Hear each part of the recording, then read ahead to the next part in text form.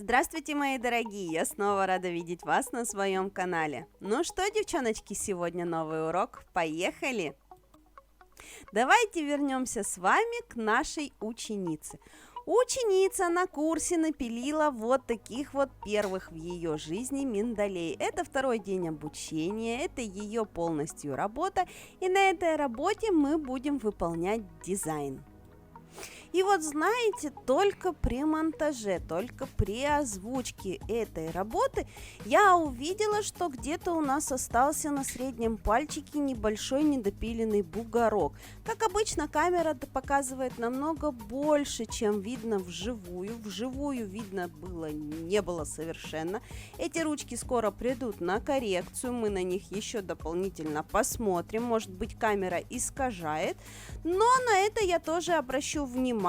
И Наталья, когда будет просматривать этот ролик, тоже обратит внимание на этот небольшой косячок.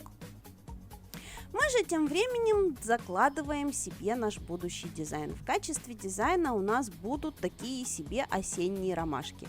Берем и прокладываем кисточкой лепестки нашей ромашки желтого цвета. Никуда не спешим, при этом в голове у нас абсолютно совершенно пусто. Мы вообще не знаем, что нам хочется на этих руках. Мы вообще не знаем, какой бы дизайн бы сюда придумать.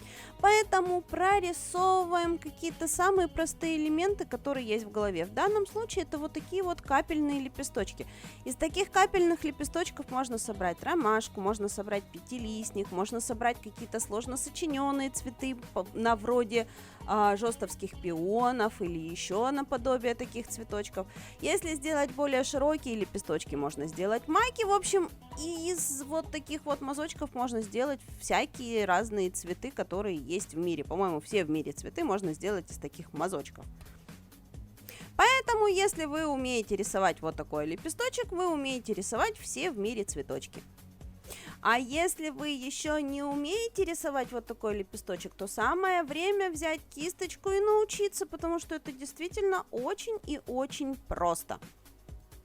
На самом деле это действительно был дизайн из серии того, что когда не знаешь, что сделать, сделай вот такой дизайн. Мы взяли самые простые элементы, мы добавили им самые простые движения в плане светотеней, мы добавили прорисовку, и получился красивый собранный дизайн.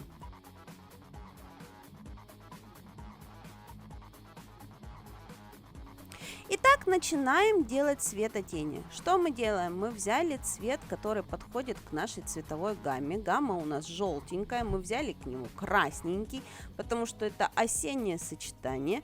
Наваляли где-то в серединке лепесточков наш красный цвет и потом аккуратненько растушевали таким образом, чтобы получился плавный переход оттенка.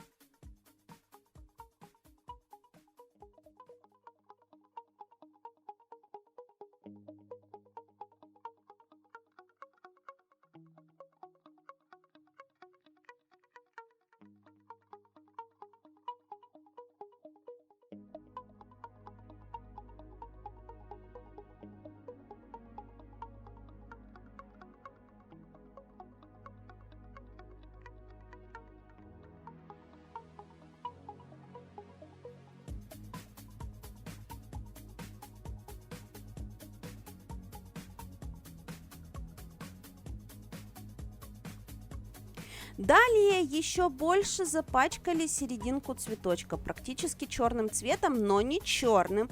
Черный будет слишком грязно, поэтому я вот в этот вот бордовый добавила черного, получила темно-темно-темно-бордовый и запачкала дополнительно серединку цветка. На этом этапе кто-то может начать кривиться и думать: боже, какая же чудовищная получилась работа. Что же это такое, что же это за кракозябры, что же это за осьминоги у нас получились. Но на самом деле всегда весь дизайн решает прорисовка. И каждый дизайн всегда можно прорисовать минимум 10 разными способами. В зависимости от способа вашей прорисовки у вас получится 10 разных дизайнов на основе одного подмалевка.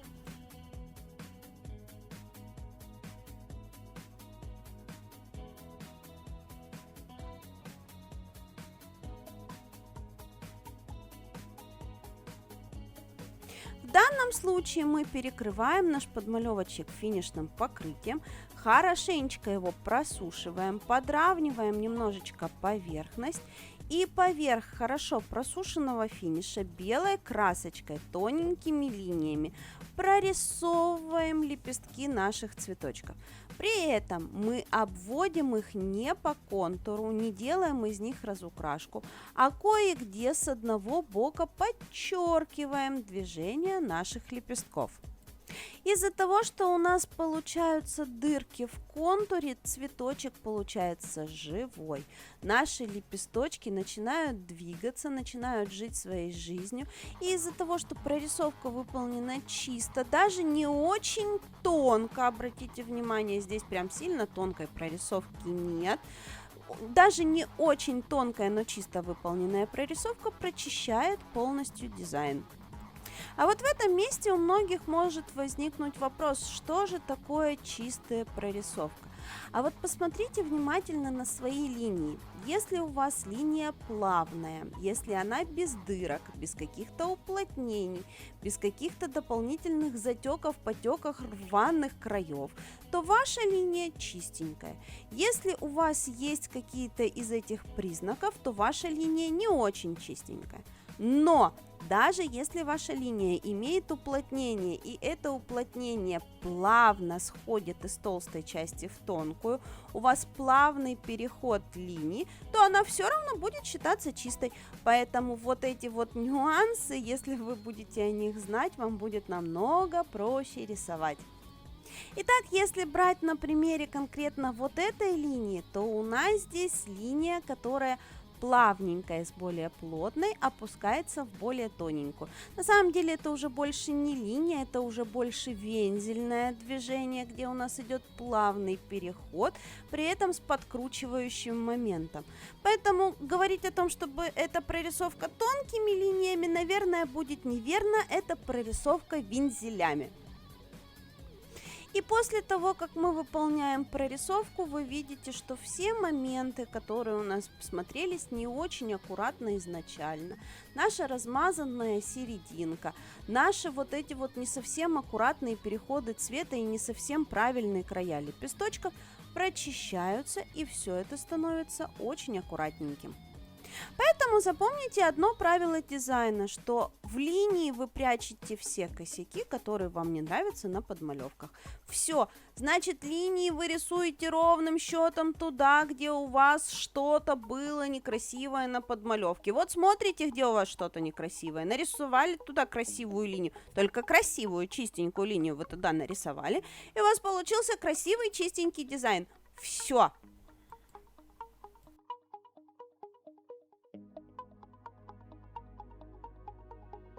Итак, вот такие ноготочки у нас получились. В основе у нас камуфляжик с блесточками.